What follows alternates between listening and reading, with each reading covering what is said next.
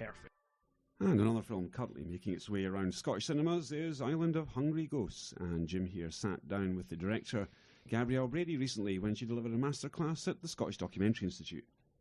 Yeah, so Gabrielle Brady was here to deliver a masterclass at the Scottish Documentary Institute. Now, her film, The Island of the Hungry Ghosts, got a couple of screens at the Film House last month.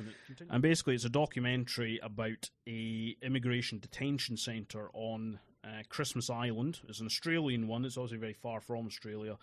But it's really quite an excellent documentary. It takes a slightly different approach to the actual filmmaking. It's very kind of poetic and visual, and there are some staged elements, but it really kind of communicates the issues with this centre in a really beautiful way, I thought. So, yeah, when she was here, I took the opportunity to sit down and talk to her about that, how she chose to approach the film, and it was really interesting to talk to her. So I'm here with Gabrielle Brady, director of Island of the Hungry Ghosts. Thank you for speaking to me today. So I think to start off with, let's just talk a little bit about the film and how it came about, and then we'll get into what you did approaching the filmmaking. Okay, so the film, Island of the Hungry Ghosts, did it premiere at Tribeca, or did it just win an award at Tribeca? It premiered at Tribeca, actually. It was a bit of a double premiere. So at the same time, we were showing it at Neon, Vision de Real Neon, for our European international premiere, which was actually the exact same time as Tribeca. But, with festivals needing kind of certain titles, it was a world premiere at Tribeca. So, but they were being shown at more or less the same time at both festivals. Okay, great. And how did you come about to making the film? Because obviously Christmas Island, certainly to me, having not been to Australia or even kind of that part of the world, because the island itself is quite far from Australia, right? How did you find yourself coming to that subject matter? Yeah, absolutely. So I came to the story when I was actually living in Indonesia. And my good friend, Polin Lee, for those who have seen the film, is the main character of the film, the main person that we follow in the film, was living on Christmas Island and had been working there for around 3 years. And we're really good friends, and for once, beforehand I'd been in Cuba and she'd been in Africa, and we'd been really far apart for a long time. We were actually geographically closer for the first time in quite a few years. So she invited me and my partner across for holiday to Christmas Island. As you said, it's actually very far from Australia, but it's very close to Indonesia. It's only a 45-minute flight. So we took a flight across, and really the intention for that time was to be as tourists. And Polin had said to me, let's just enjoy this time, and I don't really want to talk about work or too much. And so we were just there to see each other and enjoy each other's company. And so, we spent the time on the island as tourists, seeing this very beautiful, idyllic side of the place. And it is a paradise. On one hand, it is extremely beautiful. And at the end of that time, Po said to me, there is something I need to show you. And so we went in the car, we took a machete, which on this island, if you go anywhere, you really need a machete. It's very overgrown and dense and wild. And we took a machete and we drove up to a lookout point, and we took the machete and we cut our way through the jungle. And at the very end of that, it seemed to take forever. We finally came to the other end, and it was a lookout point. And we were overlooking this huge prison detention centre, and it was just one of those moments of sheer horror for so many different reasons, but just to see that structure in the middle of the jungle, it was so clear that it had been built to be hidden, that it had been built to become invisible, that we weren't meant to see it, and just to imagine all of those people that Polin work with that were in that place at that time and weren't able to get out. It was a really, it was a really kind of, uncomfortable and disconcerting moment for me, and it really kind of hung around. And so, but the film itself really was born out of ongoing conversations between me and Pauline. Both of us, each for our different intentions and reasons, kind of wanting to respond to what was going on and seeing, is there a possibility for a film? But that moment has really hung around with me as like one of those little seeds that don't really kind of go away too quickly, and I'd continue to think about it. So coming back to the time where basically you hacked through the jungle with the machete, am I right in saying that inspired then presumably the sequence in the film where Pauline does exactly that? Absolutely. And I've seen you speak about this before, but I just want to get a feel for, how do you decide when you want to insert these slightly more staged elements? Because I think they really add a lot to the film and what I felt like you were trying to convey, but they're not necessarily what somebody might conventionally think of as documentary. So how do you weigh up when to do that in the film? Yeah, that's a really important question. I think one of the really key intentions that both me and Poe had from the beginning was that if we're going to make a film, it can't look or feel like, first of all, it needs to deviate away from this more conventional idea of, a refugee film. And when I say that, I mean, perhaps just one person's journey and, more of a message-driven film, perhaps. So these more kind of, conventional narratives, but that we've seen a lot of. If we're going to make a film, it has to be something that moves to another direction and sees it in a completely new way, especially in the context of Australia, where the situation with offshore detention centres is a theme and an issue that has been in our media and kind of within our consciousness for a long time now, and people are, have become really exhausted as well of talking about it and seeing it. So it needs to be something that captures people's attention in a very different way. But also, I was really wanting to move away from any image we've ever seen of this place. It had to be something completely unexpected. The narrative, the images that we've seen of this island in the media had been, people on a little boat out at sea, arriving to a jetty, being taken in little buses, and seeing people behind fences. So those images were all very distant, very cold. They weren't about, bringing us closer to someone and the experience or the truth of what was happening. In fact, it was doing the opposite. So this film really needed to be about bringing us much closer to the experience, much closer and more intimately to the people inside of this experience. So every decision was kind of centered around that, and less so about, is this a hybrid form or is this a documentary form? It was kind of a different kind of consideration, I guess.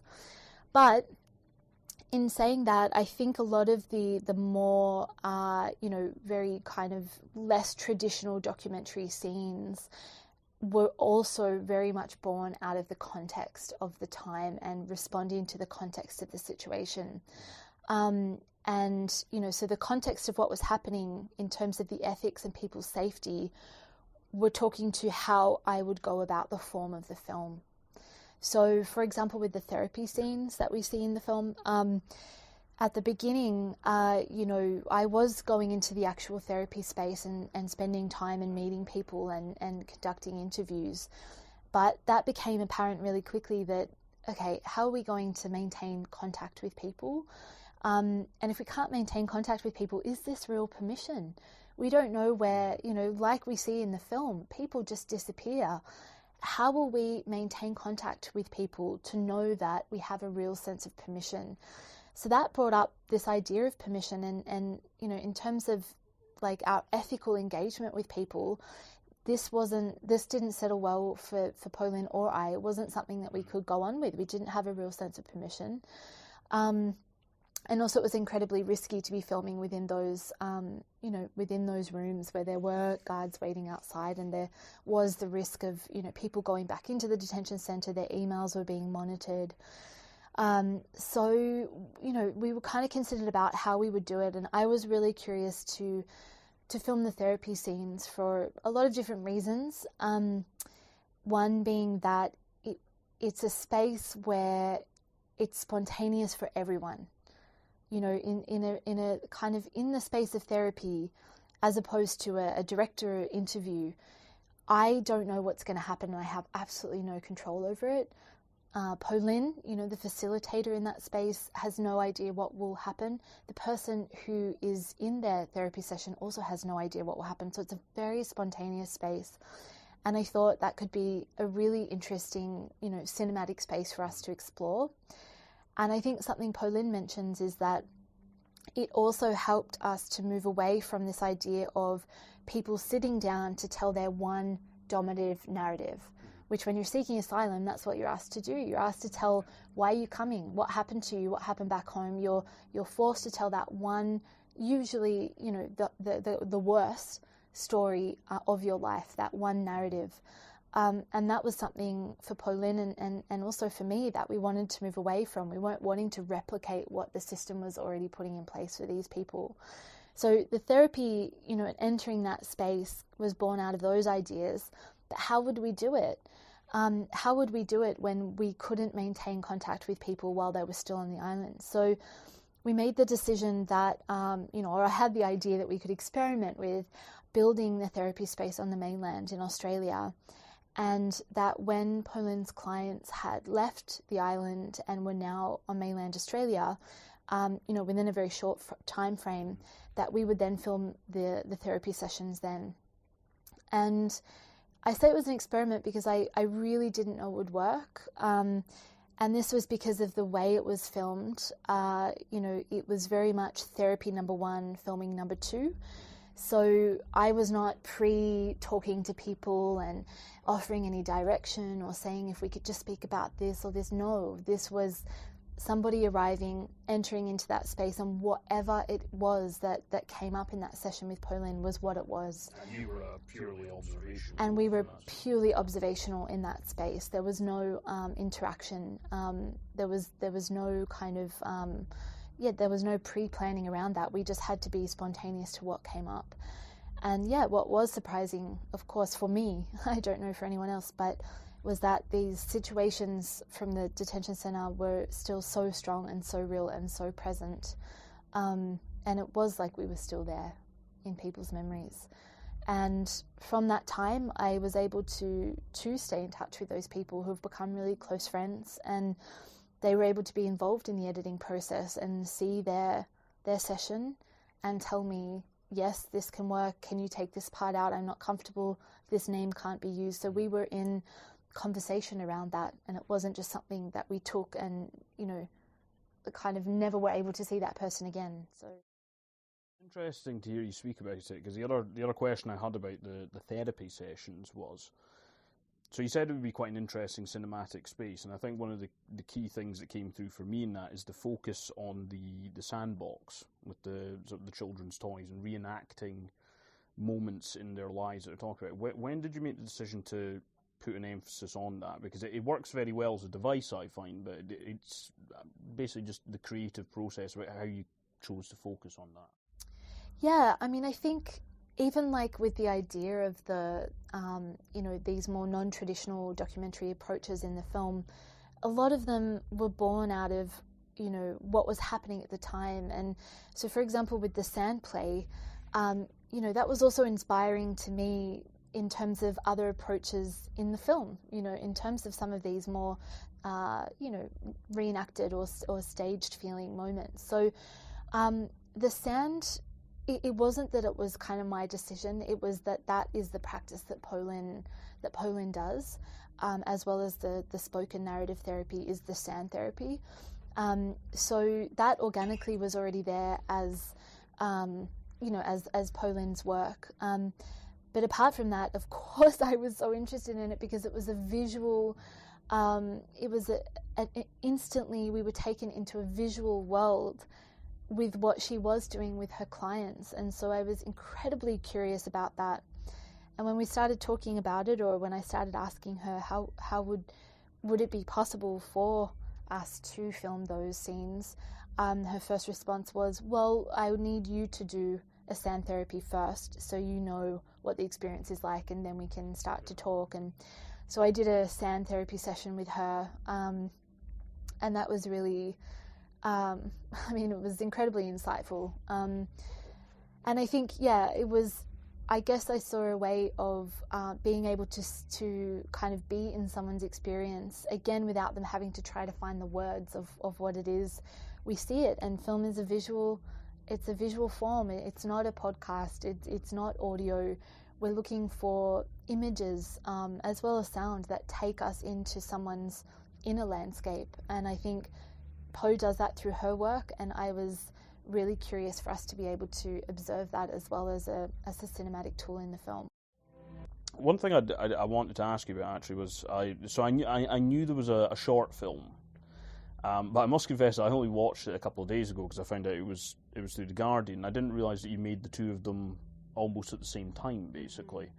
So, did that affect how you did things at all? Because I noticed that the short film has a lot more context at the start about the detention centre, where it is, how people find themselves there. Whereas obviously in the feature, you kind of go straight into it. So did that affect how you made either, the fact that you were kind of doing it simultaneously, or?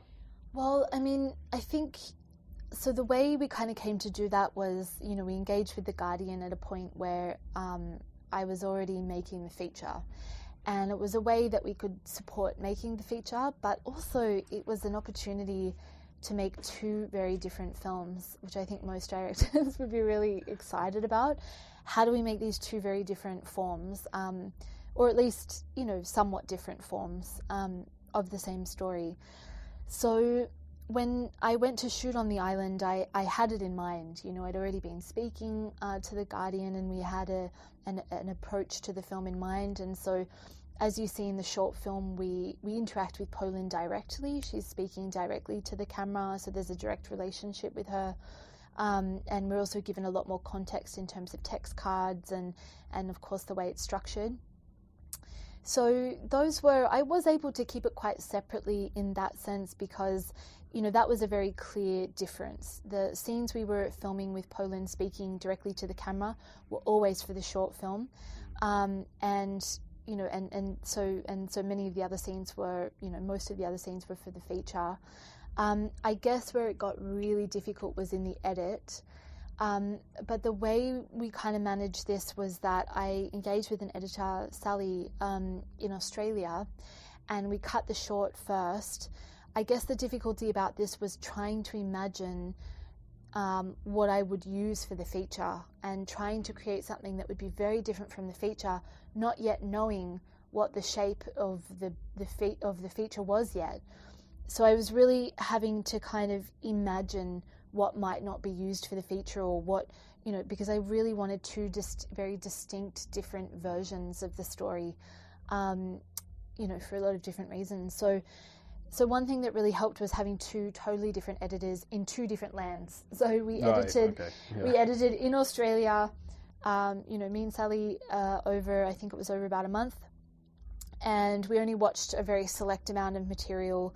So I probably pre-selected about 10 hours or something like that, and we made the short that way. And then for the feature, that editor in Germany didn't ever watch The Guardian, the short film, and we watched all the material from beginning to end, and it was a much lengthier, much more kind of engrossed process. But that was a very clear way of keeping my head clear with the two versions. And at some point during the process of watching the material, when we were editing the feature, I was able to, in some way, forget the structure of the short, so I could start from scratch with the feature. But it also helped. I got a sense of the material in making the short, and I got a sense of the way some scenes were talking to each other, and it was also kind of helpful to get a sense of how the feature was going to look. But really important to work with two different editors. I can imagine, because I was wondering about that. It would be an absolute nightmare. Yeah. I think that would be impossible. That would be such a hard Especially task. If you're trying to make a very different style of short to style of feature Yeah, as well. It would be so cruel to ask that from an editor. Okay, now we're going to go in a completely different direction, and you're going to make another film from it. Maybe some could do it, I don't know, but it would definitely be a difficult task. Yeah, no doubt. A slightly more sort of distribution-related question. Has the film been shown in Australia? So the film premiered at the Melbourne International Film Festival in August last year, and I was there with Pauline.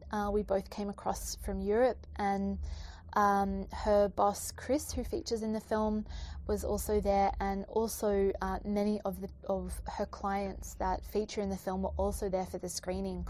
So it was a really significant screening for us, if not the most significant, having the actual participants from the film witness the film with an audience. And but we actually weren't showing the original film. So to be able to show it in Australia, I had to make a second cut where all the people that are shown in the therapy space, all the people seeking asylum, weren't shown in full face. Just their eyes were shown, and this was part of the discussions with the legal team and of course with the participants themselves about keeping people safe. And still at this point it was just too risky to be disclosing people's identities. Would they still have applications going at the time that still happened? Still pending, basically? That's right. Okay. Yeah, all on bridging visas. But it was a kind of incredibly kind of intense and cathartic experience for people to see themselves and see their stories in relation to an audience. And it was a packed house, and yeah, it was kind of an incredible experience. On the second screening, we had somebody asking a question at the end in the Q&A. So we'd had some really interesting questions, and then the next question came and a man had his hand up, and then he kind of, got the microphone, and he said, "So did you get permission from the department?" And my first reaction was, what department? Did you get permission from the department in which you needed to get permission to make this film? And my first response was, well, we, because we filmed a lot with the crabs and in the jungle on Christmas Island, we did get permission from the Parks and Recreation team on the island. If that's what you mean, of course, knowing what he meant. And then another person put their hand up, said, no, what we're saying is, did you get permission from the Department of Immigration? And at that point, and they were very hostile in the way they were asking the question, and at that point Pauline took the microphone, and I think she said something along the lines of, we didn't seek permission from the system, we were seeking permission from individuals. And the whole crowd just kind of went silent, and there was some clapping, and it was kind of one of those moments of like, so yeah, there was definitely some strange moments in the Q&As in Australia and some tense moments. But, we're about to launch the cinema release in Australia in 2 weeks' time. And obviously we're really hoping that this starts to promote a lot of dialogue and discussion around the issue of offshore detention centres. Obviously we're broadcasting from Edinburgh. Why do you find yourself at the Scottish Documentary Institute? Actually, I'm pretty kind of lucky. I've been to Edinburgh now 3 times in the last short while. We had the film showing here at the Film House just a couple of weeks ago as part of the UK theatrical release. And then I was invited back through nowhere at the Scottish Documentary Institute to do a bit of a masterclass, or they call it a masterclass, but really just a chance to discuss a little bit about the film with students and film professionals here, which was great. About half the audience had seen the film and half didn't, so it was a really great chance to go through some of the scenes and really dissect the scenes in terms of how it was made. And it's great with a room full of film people because you can get really nerdy about technique and about all of the film elements. So it was wonderful. It's been a really great stay. Have been really excited to come back. So were you here because the film played at the Edinburgh Film Festival last year? Yes, and then it was at the Edinburgh Film Festival last year, and I was here for that. And then back again for the cinema release, and then back again now. So it's becoming a bit of a second home for the film and for me. It's been wonderful, and actually all of the audiences that we had in Edinburgh were incredibly engaged. We did it through, I think Tamara from Take One Action Film Festivals was doing the Q&A, and so it was just very involved, and I think both screenings just happened to be full houses when I was there. So what are you working on right now? Are you working on a new film? Are you planning what have you got in the pipeline, I suppose, that you can talk about? Anyway? Yeah, in the pipeline is directly after I'm in Australia for the theatrical release of this film, I go to Mongolia, and I'll be doing about 5 weeks of research there, possibly shooting a little something. But it's very early to talk about, so I'm going to leave it with an air of mystery. But I'll be working with a nomadic family who live outside of Ulaanbaatar, the capital city there. And it's a place that I lived there in 2008. It's actually where I met Po Lin, the main character of this film. We were both working there in very different areas. So I'll be going back there to do a bit of research for my next film project. So thank you, Gabrielle, for talking to us. It's been really interesting, and safe journey home.